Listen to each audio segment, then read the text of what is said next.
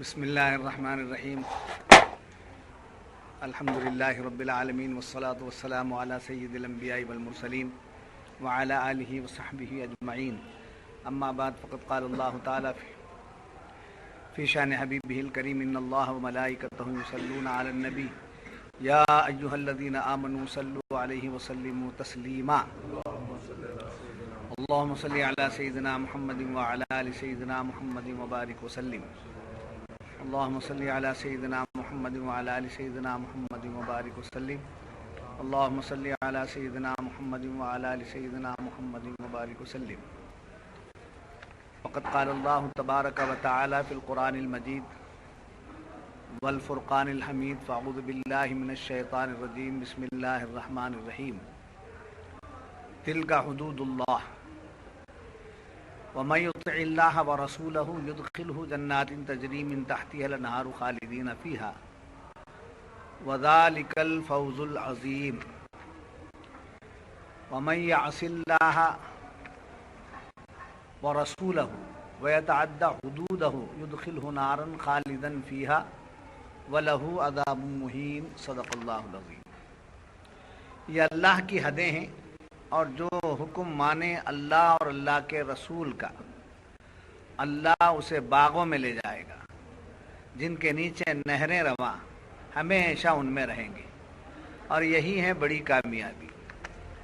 اور جو اللہ اور اس کے رسول کی نافرمانی کرے اس کی کل حدوں سے بڑھ جائے تو اللہ اسے آگ میں داخل کرے گا جس میں ہمیشہ رہے گا اور اس کے لیے خواری کا عذاب ہے۔ معزز سامعین، آپ حضرات گزشتہ کئی اسباق میں میراث ہی کے موضوع پر سبق لے رہے تھے اور آج اس سلسلے کی کچھ اور باتیں ایسی ہیں کہ اللہ تبارک و تعالی نے ان آیتوں میں بیان فرمایا تھا کہ کس کس کا کیا کیا حصہ ہے۔ جیسے بیان ہوا تھا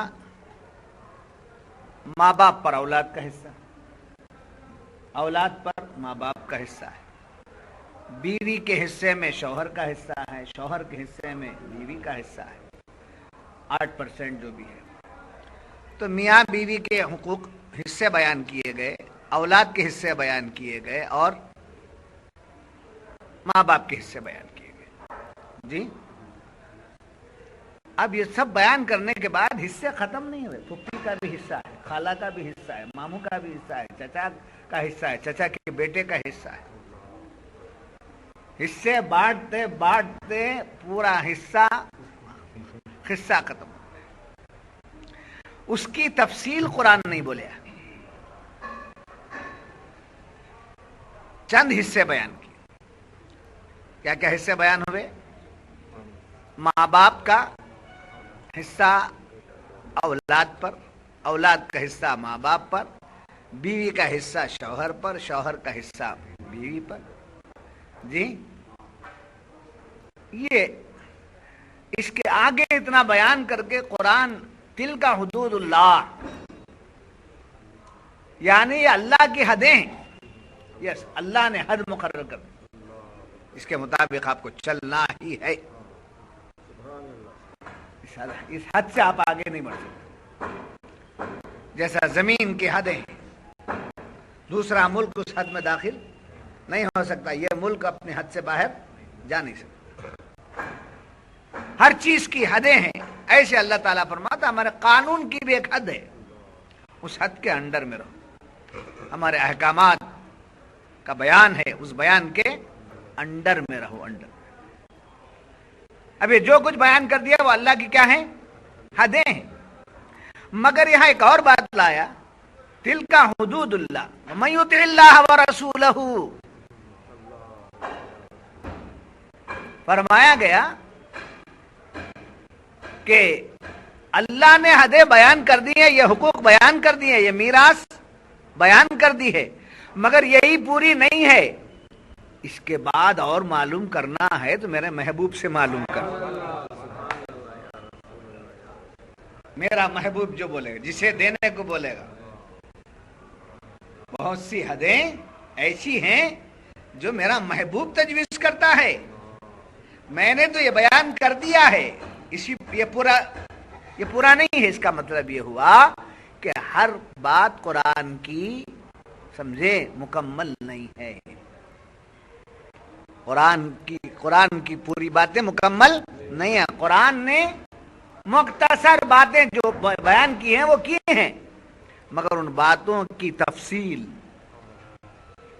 ان باتوں کی توضیح، ان باتوں کے آگے کی باتیں، یہ سب رسول اللہ بیان کرتے. تو بغیر رسول اللہ کے آپ قرآن سمجھ نہیں سکتے. جی، قرآن سمجھنے کے لیے کس کی ضرورت پیش آئی؟ پھر رسول اللہ نے بیان کیا ہے، اس کی بھی تفصیل ہونا ہے، اس کی باتیں بھی سمجھ میں آنا ہے. تو اس وقت تک آپ نہیں سمجھ سکیں گے جب تک کسی امام کی تقلید آپ نہیں کر لیں گے. جی، جیسے قرآن نے کہا نماز میں کھڑے رہو، نماز میں قیام کرو، نماز میں کھڑنا ہے. جی، نماز پڑھنا ہے تو ایسا ہے. کیسے کھڑنا یہ قرآن نے نہیں بیان کیا، رسول اللہ نے بیان کیا.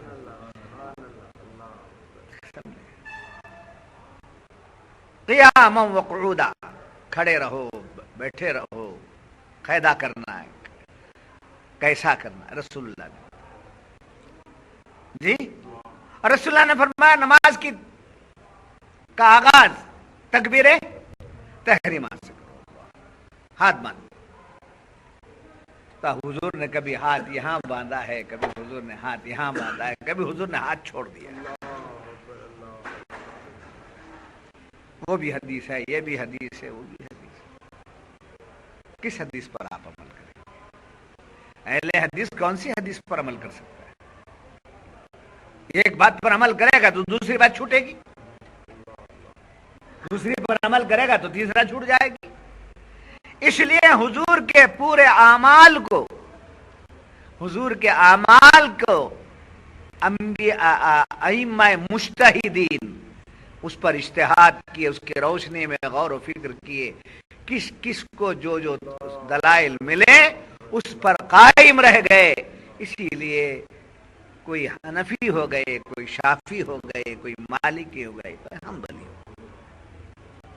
4 امام سمجھے. حضور کی سنت، اور حضور کی سنت کو پورے طور پر پیش کرنے والی ایک جماعت ہے، وہ ائمہ کی جماعت ہے. تو اہل سنت وہی ہے جو جماعت کے ساتھ چلے. کون سی جماعت؟ ائمہ کی جماعت کے ساتھ. اہل سنت تو جماعت اسی کو کہتے ہیں. جی، ہمیں جماعت کی ضرورت نہیں، ہمیں ائمہ کی ضرورت نہیں. سمجھے؟ اہل حدیث نہیں چل سکتا. ایک جماعت اہل حدیث کی ہے، وہ تو بڑی مشہور ہے. آپ کو یہ بھی معلوم ہوگا کہ اہل قرآن بھی ایک ہے. ایک جماعت کیا ہے؟ وہ اہل قرآن. وہ قرآن جو بولے اہل حدیث کیا بولے؟ حدیث میں، قرآن حدیث میں جتنا بتا دوسرے بتا نہیں. جی، اس طرح ٹکڑے ٹکڑے ٹکڑے ٹکڑے ٹکڑے ہوتے گئے. یہ ٹکڑے جو ہوئے وہ ہمارے میں سے ہی ہوئے، مگر جو مضبوط، سالڈ، طاقتور، مدلل جو جماعت ہے وہی اہل سنت تو جماعت ہے. ان کی کوئی بات نہ قرآن سے ہٹ کر ہے، نہ حدیث سے ہٹ کر ہے، نہ ائمہ کے اقوال سے ہٹ کر ہے، نہ بزرگوں کے طریقے سے ہٹ کر ہے، نہ اولیاء سے ہٹ کر ہے. سب کی باتیں ان کے ساتھ میں شامل ہیں. اس لیے اہل سنت و جماعت، اسی جماعت کا جنتی ہونا طے ہے. تسلی کو ہر آدمی اپنے لیے جنتی بول سکتا ہے، اسے چھیڑو بھی مت. تمہیں جنت کو جاتے نہیں، ہمیں جنت کو جاتے، چھیڑو بھی مت. سمجھے؟ مان لو، قائم رہ جاؤ. پھر فیصلے کا دن تو آئے گا ہی. وہ دن جو فیصلہ ہو جانا ہے وہ ہو جائے گا. اب یہاں اپنے فیصلے لگ کر کا پریشانی. بات سمجھ میں آ گئی؟ کیا بات بتا رہا تھا؟ اللہ نے میراث کے جو یہاں احکام بیان کیے ہیں اس میں مختصر، جی، جامع انداز سے، جامع انداز. جتنی بھی قرآن نے باتیں کی ہیں ہر بات اس کے اندر موجود ہے، ہر خشک و تر اس کے اندر موجود ہے. ولا رطب ولا یابس الا فی کتاب مبین. سمجھے؟ سب قرآن میں موجود ہے، کوئی چیز ایسی نہیں جو قرآن میں موجود نہیں. مگر ساری باتیں جو قرآن میں موجود ہیں وہ اجمالی ہیں، شارٹ باتیں. جی اب اس کی توضیح اور شارٹ کی انگریزی کیا بولیں گے اسے؟ جی شارٹ کا اس کا بولو بات، شارٹ فارم، فل فارم. جی اس کی فل چیزیں، فلی باتیں جو ہیں قرآن کی، جو مختصر باتیں ہیں، اس کی واضح باتیں نبی سے ملے. سب یہاں بڑی پتے اور بڑے ایمان کی تازگی کی بات ہے. قرآن میں اللہ نے کہا، یہ مولوی لوگ بولتے ہیں، دیوبندی انہوں سب بولتے ہیں کہ حضور کو کچھ معلوم نہیں تھا، کچھ معلوم نہیں تھا، معاذ اللہ، ان کو پیٹھ پیچھے کا بھی علم معلوم نہیں تھا. آج آپ کو میں صحبت میں بتا رہا ہوں کہ قرآن میں جو کچھ ہے وہ حضور کو معلوم تھا. اب اسی پر سبحان اللہ نہیں، تھوڑا اور توجہ لگائیے. قرآن میں جو کچھ تھا حضور کو معلوم تھا. اب قرآن کیا کہہ رہا ہے؟ جو ابھی بیان ہوا وہ شارٹ ہے، جو ابھی بیان ہوا ہے قرآن میں وہ کیا ہے؟ شارٹ ہے. اس کی تفصیل معلوم کرنا ہے تو نبی کے پاس جاؤ. کون بیان کر رہا ہے؟ قرآن. تفصیل کے پاس ہوا. اب قرآن شارٹ ہے تو کیسا ہے؟ کوئی خشک و تر ایسا نہیں ہے، کوئی چھوٹی بڑی بات ایسی نہیں ہے، کوئی ذرہ ایسا نہیں ہے جو اس کے اندر نہ ہو. ہر چیز اس کے اندر موجود، ساری کائنات کی باتیں اس کے اندر. یہ ساری کائنات کی جو باتیں قرآن میں موجود ہیں، کس پر نازل ہوا؟ کس نے نازل کیا؟ اللہ نے نازل کیا. تو نازل کرنے والا بتا رہا ہے. اب آج کے آیت کی روشنی میں دیکھو کتنے حقوق بیان ہوئے، جو سبق آپ کا چل رہا ہے. جی کتنے حقوق معلوم ہوئے؟ ماں باپ پر اولاد کا حق، اولاد پر ماں باپ کا حق، بیوی پر شوہر کا حق، شوہر پر بیوی کا حق. جی اور پھر رشتہ داروں میں کا بہن بھائی کا حق. یہ بیان ہوا، اتنا ہی بیان ہوا. اب پھوپھی کو کتنا دینا، ماموں کا حق کب آتا ہے، پھوپھی کا حق کب آتا ہے، بھتیجی کا حق کب آتا ہے، بھتیجے کا حق کب آتا ہے، پوتے کا حق کب آتا ہے، پڑپوتے کا حق کب آتا ہے. یہ پوری تفصیل یہاں نہیں بیان ہوئی، اتنا آپ شارٹ بیان کر کے کہہ دیا. یہاں تک تو ہم نے بیان کر دیا ہے، اس کے بعد جو کچھ لینا ہے رسول اللہ سے.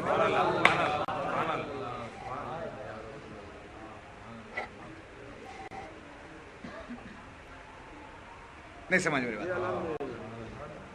رسول اللہ نہیں جا سکتے بابا رسول اللہ کے در کو چھوڑ کے. جی جب یہ بات معلوم ہوئی تو اب ایک اور دوسری بات آپ سنیں کہ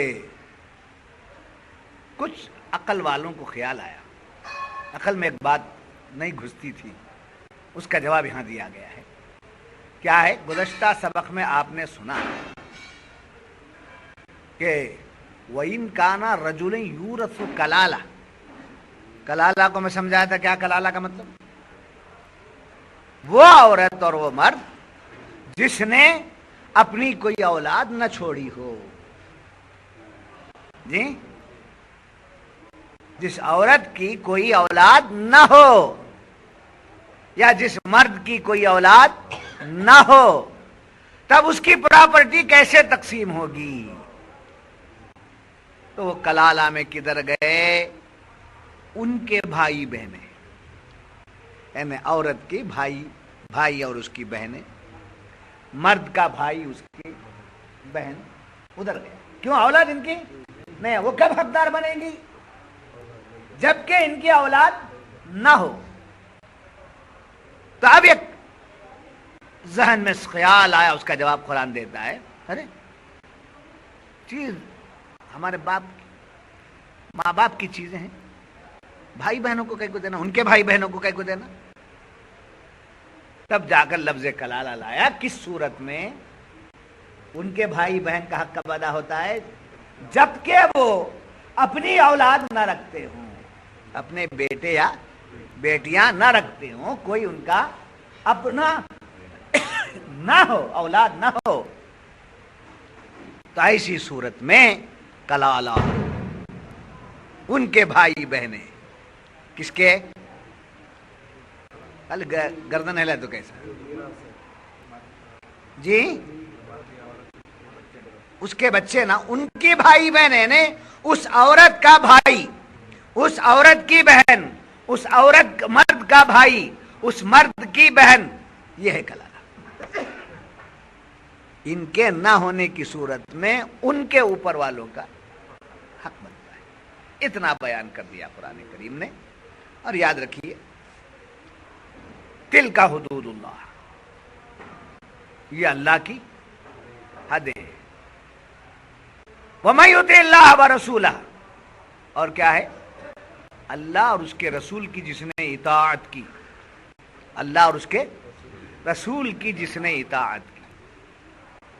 تو جس نے اللہ کی اطاعت کی ہونا چاہیے. رسولہ بھی آیا, پتہ چل رہا ہے کہ اللہ کی کوئی بات رسول کے بغیر نہیں ہے, رسول کی کوئی بات اللہ کے بات کے خلاف نہیں. جی, اللہ بھی بیان کرتا ہے, رسول بھی بیان کرتے ہیں, اور رسول جو بیان کرتے ہیں وہ وہی بیان کرتے ہیں جو اللہ بیان کرتے ہیں. اطاعت کے معنی ہے فرما برداری. جی, اطاعت کے معنی کیا ہے؟ فرما برداری.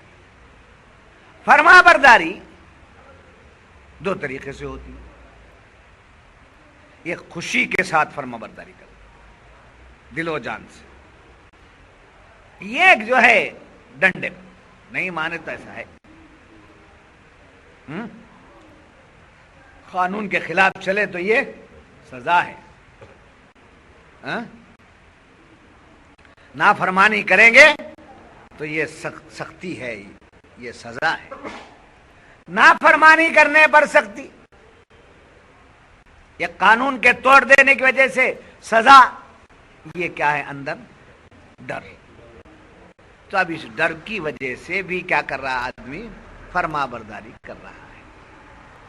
آپ کا بچہ ہے, ایک بچہ ہے جو آپ کو ڈر کے, اب ان کو میں منع کو نہیں رکھا تو میرا معاملہ چوپٹ ہو جائے, اس لیے آپ کو منع کے رکھنے کے لیے آپ جو بولے اندر سے نہیں. ایک بچہ وہ ہے, کچھ ملے نہ ملے, میرا باپ بول دیا, میں اس پر قربان, صدقے دل سے قربان. تو یطیع اللہ و رسولہ, جو اللہ اور اس کے رسول کی اطاعت یہاں بتائی گئی, وہ نہیں ہے جو سزا کی بنیاد پر کی جائے. ایسی اطاعت, ایسی فرما برداری جس میں کیا ہو؟ خوشی ہو, دل و جان سے قربان ہونے کا جذبہ ہو, بے دریغ اللہ اور اس کے رسول کی بات کو مان لینے والا ہے. وہ بیان کیا گیا کہ نے اللہ رسول کی بات مان کر, خوش دلی سے مان کر, اللہ اور اس کے رسول کو جو خوش کر دیتا ہے, اطاعت کے معنی کیا ہے؟ خوش دلی سے فرما برداری کرنا, ایسی فرما برداری کرنا کہ جس کی فرما برداری کر رہے وہ کیا ہو جائے؟ خوش ہو جائے. جس میں کوئی ریاکاری نہیں, جس میں کوئی خوف نہیں, جس میں کوئی سمجھے کہ دکھلاوا نہیں, کچھ نہیں.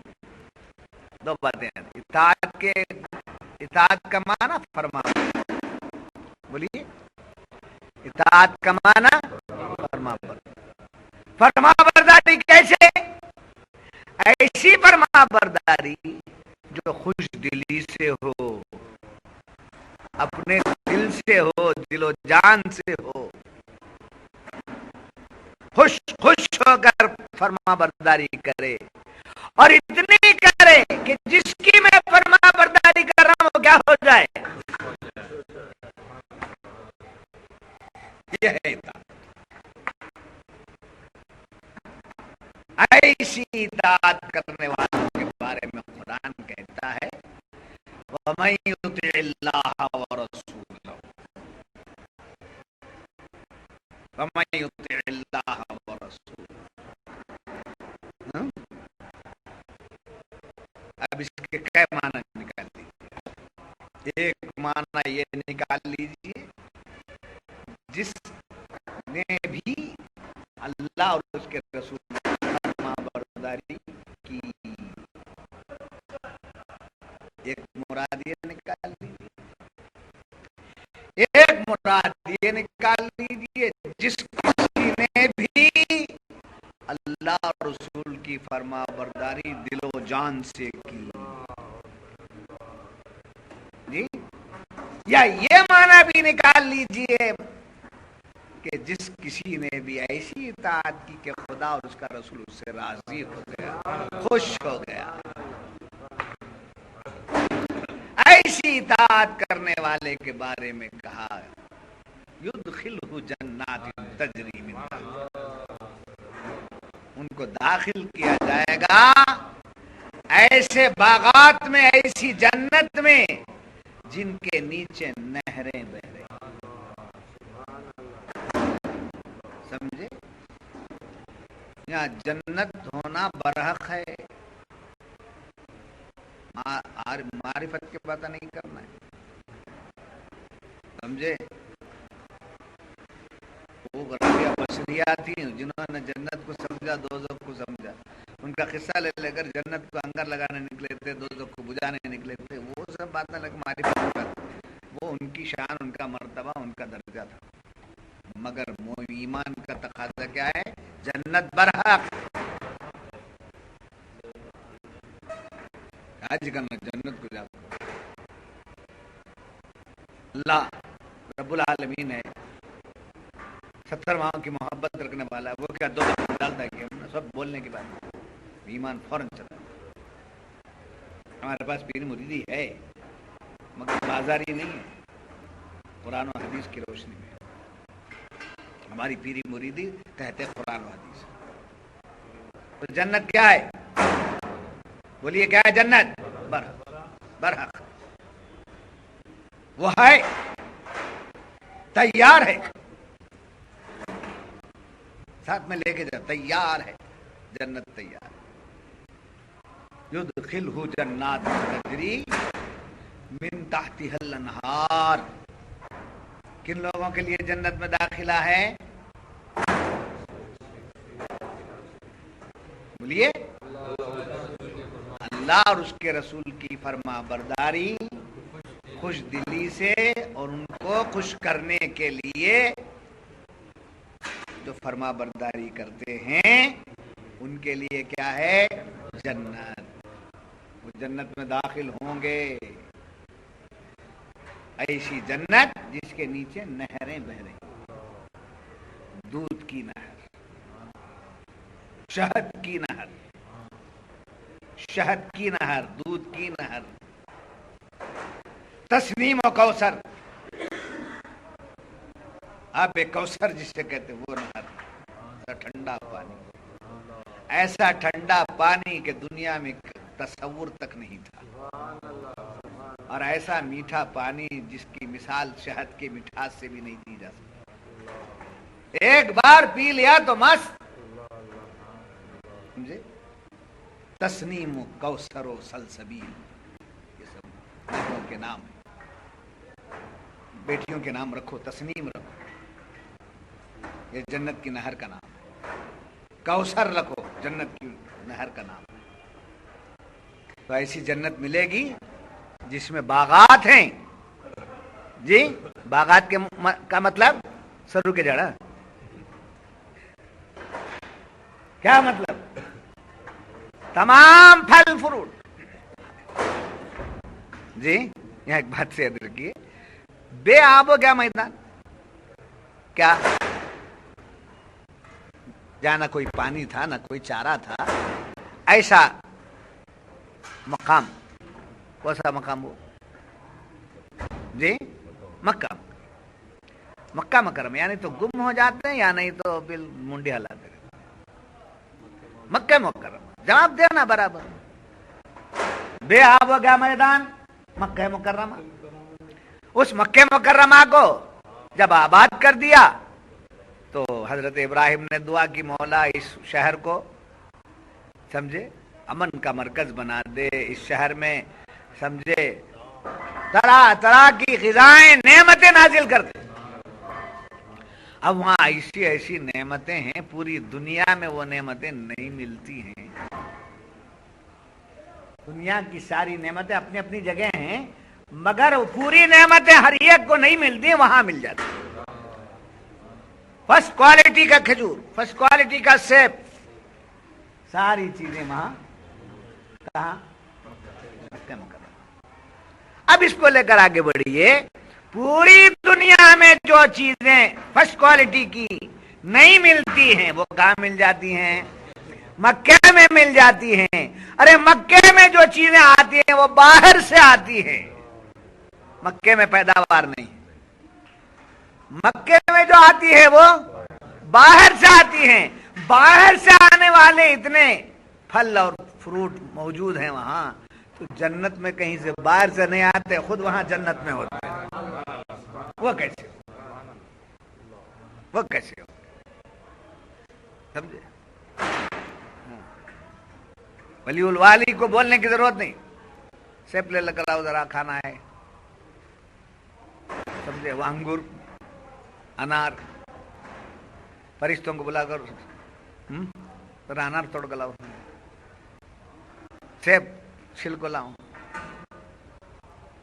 अंगूर सब निकाल कर लाओ, बीज वगैरह सब। नजर डालने की देर, नजर डालने की देर खुद ब खुद तैयार होकर मुंह में आके गिर जाए, हाथ में भी पकड़ने की जरूरत। मारिफत की दुनिया में नहीं है, क्या बात ना, आफत हो जाएगी सारी नेमतें। समझे?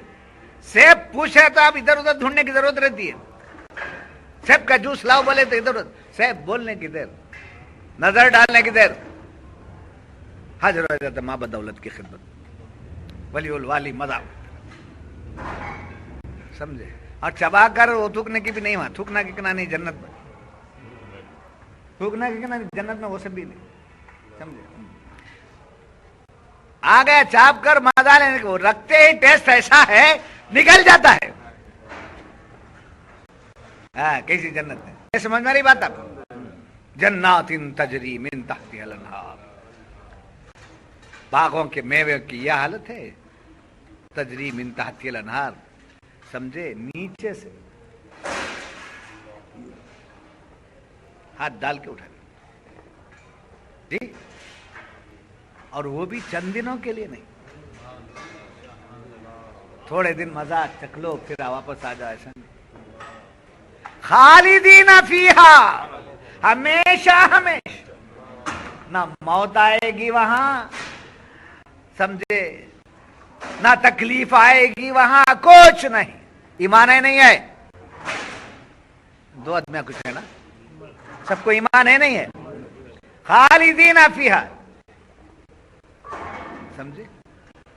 एक आदमी को अमल गलत करने की वजह से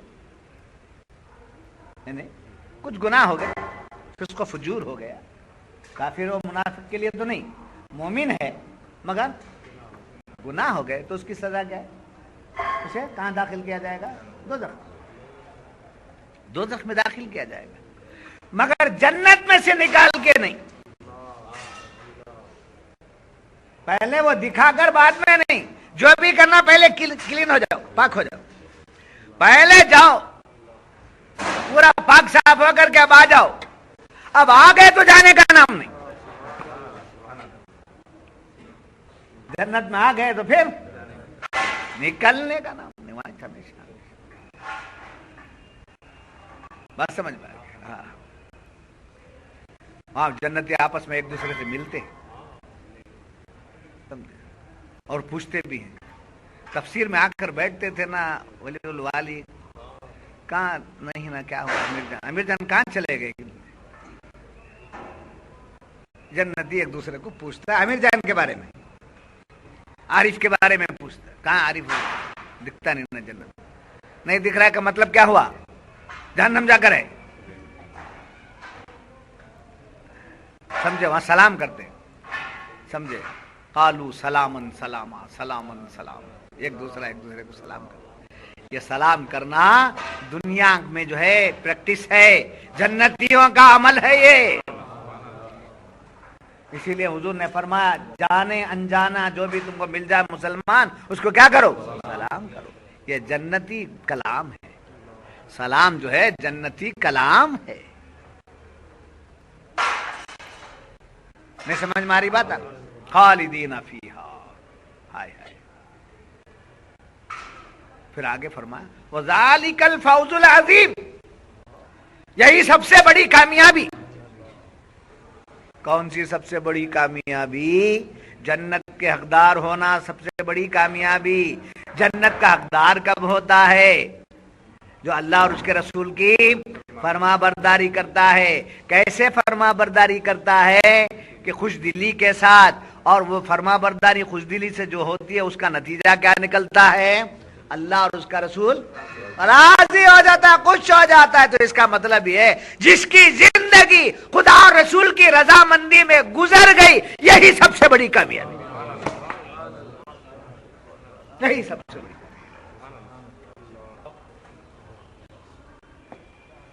سب سے بڑی کامیابی. مال رکھا، اولاد رکھا، باغاں رکھا، کھیتاں رکھا، زمیناں رکھا، گھراں رکھا، سمجھے؟ گھر بھر کو بچے رکھے، دیکھ دیکھ کو خوش ہوتا ہے تے بچے، تے بچیاں کے تے بچے. گھر ہرا بھرا ہے، سمجھے؟ ہرا بھرا گھر ایک دن کیا گئے؟ اجڑ گئے. اجڑے جانے کو مانتا بھی ہے، اجڑا جاتا ہے یہ دیکھتا بھی ہے، اس کے بعد پھر اس پر ناز بھی کرتا ہے. مگر یہ اجڑنے کا سوال نہیں ہے. جنت ایسی ہے جس میں اجڑان نہیں ہے، اجاڑپن نہیں ہے. بات سمجھ میں آئی؟ اب اللہ اور اس کے رسول کی اطاعت، فرما برداری، نچلی سطح سے چلو، سمجھے؟ نیچے سے چلو. پہلا زینہ کیا ہے، دوسرا زینہ کیا ہے، تیسرا زینہ کیا ہے، سمجھے؟ اور جب لفٹ میں جاتے ہیں زینوں کو ہٹا کر، آج لفٹ نکل گئی تو نمبر ہے نا، first floor, second floor, third floor. کتنے فلور پر جاتا ہے آدمی؟ 5 6 تو 15 تک کے بھی ہیں، 20 تک کے بھی ہیں. فلور پر فلور. 20ویں فلور پر جانے کے لیے لفٹ والا بھی نہیں پہنچ سکتا جب تک فرسٹ فلور سے نہیں گزر جاتا، سیکنڈ فلور سے نہیں گزر جاتا. اترتا نہیں وہاں مگر گزرتا ہے وہاں. تو معلوم یہ ہوا کہ 20ویں فلور پر جانے کے لیے فرسٹ سے شروع ہونا ہے، بلکہ گراؤنڈ سے، وہاں سے شروع ہونا ہے. تو پہلے ماں باپ ایک فلور ہیں، استاد ایک فلور ہے، پیر ایک ہے، بڑا بھائی ایک ہے، بڑی عمر والا ایک ہے. یہ سب فلور سے پار کرتے جاؤ تو اللہ اور اس کے رسول تک پہنچو. اللہ اور اس کے رسول کی اطاعت کا مطلب سمجھے؟ میرا پیر مجھ سے راضی ہو جائے، اس میں ہمیشہ لگے. میرا پیر مجھ سے راضی ہو جائے، میرا استاد مجھ سے راضی ہو جائے، میرے ماں باپ مجھ سے راضی ہو جائے. ماں باپ کی رضا اللہ کی رضا ہے، ماں باپ کی رضا رسول اللہ کی رضا ہے، پیر کی رضا اللہ اور اس کے رسول کی رضا ہے، استاد کی رضا اللہ اور اس کے رسول کی رضا ہے. وہاں کا پاوا کہیں کو پڑھتے، وہاں کہیں کو پڑھتے، یہاں کہیں فلور میں اٹک جاتا ہے. اس کی لفٹ کیا ہو جاتی ہے؟ وہاں آ کر اٹک جاتی ہے. اٹکے تو کیا کرنا؟ گھسیٹنا. تو جتنے بولتے ہیں ان کو کہیں کو، اولیاء اللہ کے پاس کہیں کو، ان کا ادب کیا ہو، رسول اللہ کا ادب کیا ہو، پیر کا کیا اتنا جان قربان کرتے، پیر کا ادب کیا، انہوں بھی ہمارے سر کھینچنا جی، انہوں بھی یہ بولتے ہیں نا لوگ، ان کا لفٹ اٹک گیا ہے، سمجھے؟ جلدی نہیں اتار لیے ان کو مر جائیں گے. تو اتارنے والے ہیں نہیں، ہونا ہے نا فوراً، فوراً راحت پہنچانے والے ہونا نا. تو راحت پہنچانے والے جو ہیں وہی ہے علماء ہیں جو کہتے ہیں ماں باپ کیوں کرو، ان کیوں کرو، ان کیوں کرو، وہ بتاتے رہتے تھے کہ تم اٹکنے سے بچ جاؤ۔ نہیں سمجھ میں آ رہی مثال؟ ینگ جنریشن کو سنبھل کے چل رہا ہے، ایسے ایگزامپلس آپ کے لیے بڑا کام آتے ہیں۔ بات سمجھ میں آ گئی بات؟ اچھا، خالدین فیہا، اس کے بعد یاد رکھو ایک بات ہے، وَمَن يَعْصِ اللَّهَ وَرَسُولَهُ، وہاں وَمَن يُطِعِ اللَّهَ وَرَسُولَهُ آیا، اور یہاں وَمَن يَعْصِ اللَّهَ وَرَسُولَهُ، یطیع اللہ میں فرما برداری، سمجھے، اور یاسون میں کیا ہے؟ نافرمانی۔ جی، اطاعت میں کیا ہے؟ فرما برداری، یاسون میں کیا ہے؟ نافرمانی، سمجھے، ان کی نافرمانی کرنا، ان کے خلاف چلنا، ان کی مرضی کے خلاف چلنا، سمجھے۔ اب بتاؤ، اس کو بڑے آسانی سے بتا دوں گا میں آپ کے سامنے۔ اطاعت فرما برداری کا نام ہے۔ اطاعت کرنے سے کیا ہوتا ہے؟ فرما برداری کرنے سے کیا ہوتا ہے؟ وہ نہیں، اللہ اور اس کا رسول کیا ہو جاتا ہے؟ راضی، خوش۔ راضی کے معنی کیا؟ خوش۔ تو اب سب کو لا کر جوڑو، اللہ اور اس کے رسول کو راضی کرنا، خوش کرنے والا وہ کون ہے؟ جی نہیں بابا، ایسی اطاعت جس سے اللہ اور اس کا رسول خوش ہو جائے، وہ آدمی کون ہے؟ جنت۔ اب نافرمانی کرنے سے کیا ہوتا ہے؟ اللہ اس کا رسول ناراض، سمجھے۔ اللہ اور اس کے رسول کو راضی کرنے والا جنتی، اللہ اور اس کے رسول کو ناراض کرنے والا جہنمی۔ یہ دو ہی۔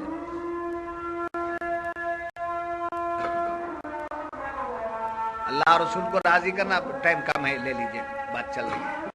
اللہ اور اس کے رسول کو راضی کرنا یہ جنت کا، سمجھے۔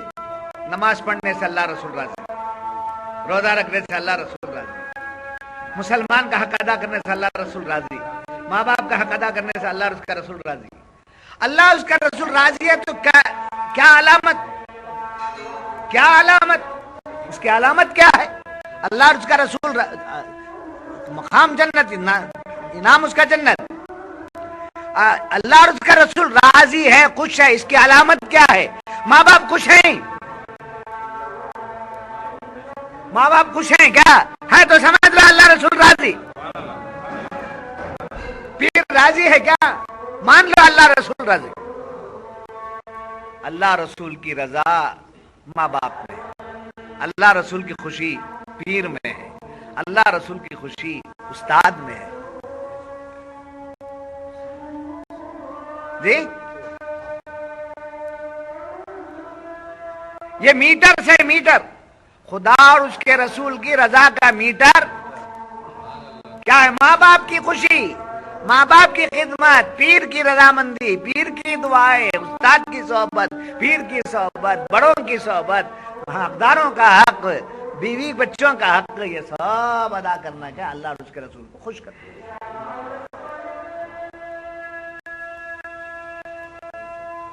جی، اب اللہ اور اس کا رسول ناراض ہے، کیسے معلوم ہونا؟ کان میں بولتے ہیں میں اللہ رسول ناراض ہے تیرے، ماں باپ ناراض ہے تو سمجھ لو اللہ رسول ناراض، پیر کی نگاہ پھر گئی ہے، سمجھ لو اللہ اور اس کا رسول ناراض، استاد کی دعا نہیں ہے تو سمجھ لو اللہ اور اس کا رسول ناراض۔ تو خدا کی رضامندی کا میٹر بھی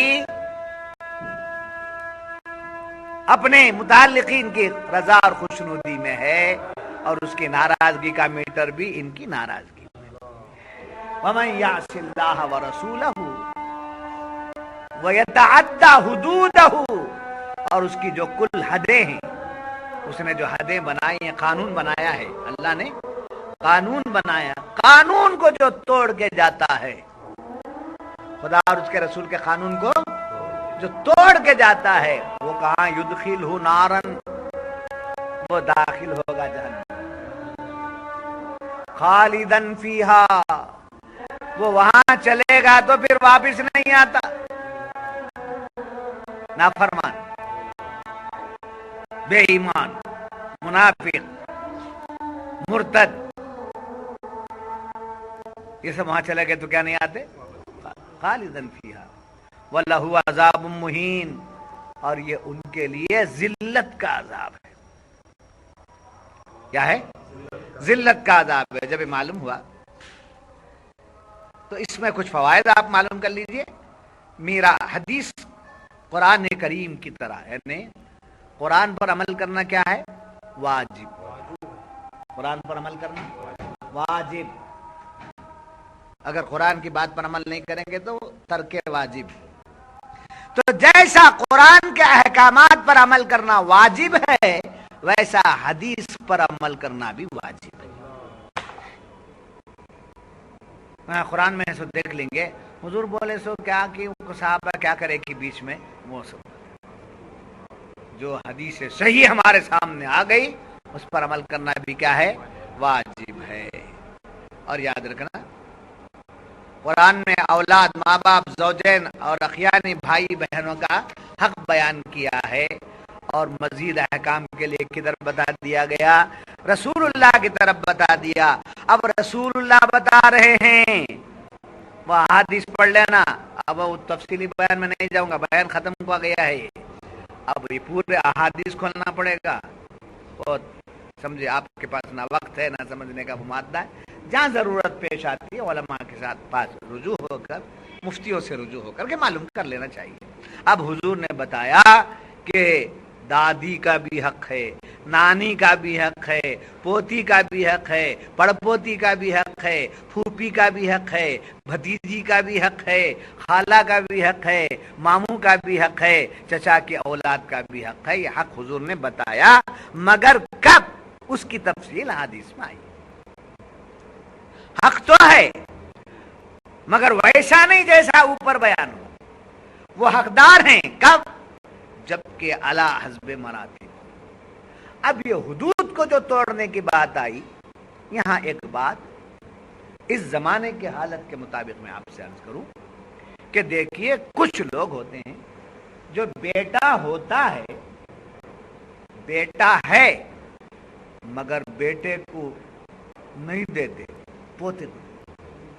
تجھے کیا بھی دیتا نہیں رہے، میرا پوت رہا ہے اسے دے۔ یہ حدود کو توڑنا ہوا۔ کیا ہے؟ حدود کو توڑنا، اللہ کے قانون کو توڑنا۔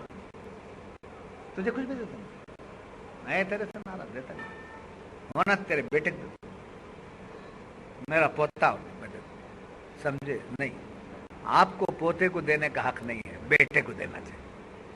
بیٹے کا حق مار کے پوتے کو نہیں دیا جا سکتا۔ یہ ہے حدود، حد کو توڑنا۔ ایگزامپل، ایسے کئی مثالیں آپ لیں۔ جیسے بعض لوگ کہتے ہیں وہ کیا، وہ بچی کو آدھا دینا، سو ایک حصہ دینا، کہتے ہیں بیٹے کو 2 حصہ، کہ ہم پیدا کرے نہیں، اس میری بیٹی نہیں ہونے، نہیں، تجھے بھی برابر اسے بھی برابر، ہاں، بیٹی کو بھی بیٹے کو برابر برابر، 2 بھی بچے میرے۔ یہ بھی حد کو توڑنا ہوا۔ ہاں، قرآن نے کہہ دیا بیٹے کو 2 دیو، بیٹی کو 1 حصہ دو، بس ہو گئے۔ لڑ میں آ کر بیٹی کو برابر دے، تم بیٹے کو نہیں دو۔ تل کا حدود اللہ، اللہ کے حدوں کو توڑنا، یہ اللہ کے حدود ہیں۔ وَمَن يَتَعَدَّ حُدُودَ اللَّهِ حُدُودَهُ، جو اللہ اور اس کے رسول کے حدوں کو توڑ دے، یعنی حد کا مطلب قانون، جی، جو قانون اللہ اور اس کا رسول بنا دیا ہے اس کو جو توڑتا ہے وہ جہنم میں جائے گا۔ یہ سمجھتا ہے کہ میں میرا مال میں کیا بھی کر کے آ گیا، میرا مال میں کیا بھی کر کے آ گیا، میرے بیٹے کو زیادہ دے دیا، یا میری بیٹی، میری لاڈلی بیٹی میں اسے دے دیا، غریب ہے بچی اسے دے دیا۔ غریب، امیر، لکھپتی، کروڑ پتی، فقیر کا سوال نہیں، بیٹا بیٹی بس ہوتا ہے۔ کروڑ پتی ہے تو بھی اسے برابر کا 2 حصے ملیں گے، بھکارن ہے تو بھی اسے 1 حصہ ملے گا۔ اس کے بعد ان کے مرضی، وہ آپس میں اپنا حصہ کچھ بھی کر لیں، ان کا حق ہو جاتا ہے، سمجھے؟ میرا مال میں کیا بھی کر سکتا ہوں، تمہارا مال کہاں سے لائے تھے؟ اللہ اولاد بھی دیا اور کیا دیا؟ مال بھی دیا۔ اولاد مانگے نہیں، مال کے لیے بھی دعا مانگے نہیں، دیا اللہ. کئی کے لیے دیا؟ جس اولاد کو تم مانگے تھے اس اولاد کا حق تمہارے پاس دے دیا. تمہارا کام اتنا یہ بانٹو. لیٹر جیسے گزشتہ ہفتے میں نے مثال دی تھی, پوسٹ مین کا کام ہے لیٹر پہنچا کے آنا, جس کا جو ہے پہنچا دینا, پھر تھیلی میں رکھ لے کر گیا تو کیا ہوتا ہے؟ پکڑا جائے گا, ڈسمس کر دیا جائے گا. نہیں سمجھ میں آ رہی بات؟ اس کے بعد یاد رکھنا, جنت میں جانے کا جسم الگ ہوتا ہے, اسی جسم کے ساتھ جنت میں جاتا ہے. وہ الگ, جنت کا جسم الگ نہیں, یہی جسم, اسی جسم. سڑ جاتا ہے نا, گل جاتا ہے نا, وہ سڑ جاتا ہے, گل جاتا ہے, خبر میں جو بھی ہوتا ہے وہ سمجھے. والباسی بادل موت, جب اٹھایا جائے گا خبر سے تو برابر جیسے پوزیشن میں مرا تھا ویسے ہی پوزیشن میں اٹھے گا. یہ سفید داڑھی لے کر ولی الوالی انتقال ہوئے, لے جا کر دفنا دیے جی. کئی ہزار برس کے بعد آپ اٹھے, سمجھے, یہ گردہ جھٹکتے ہوئے, یہ داڑھی لٹکائے ہوئے, ایسے سمجھے. ماں باپ کے ہاتھ سے آئے, داڑھی نہیں لائے تھے, کپڑے نہیں لائے تھے, ننگے آئے تھے, اور خبر سے جب اٹھیں گے داڑھی بھی لیں گے, گردہ بھی لیں گے, کفن بھی میلا نہیں ہوا رہے گا. وہ چوپ تسلی کو بولتے, کفن میلا کرو, کفن میلا کرو, کفن بھی میلا نہیں. ایسی جگہ ہے, وہ ذرا جا کر دیکھو نا, کب ٹکٹ بک کرنا ہے, انشاءاللہ بک کر دیں گے. اور یاد رکھنا, صوفیہ فرماتے ہیں قدرت نے ہر چیز کی حد رکھی ہے. کھانا حد سے کھانا, زیادہ کھا لیا بس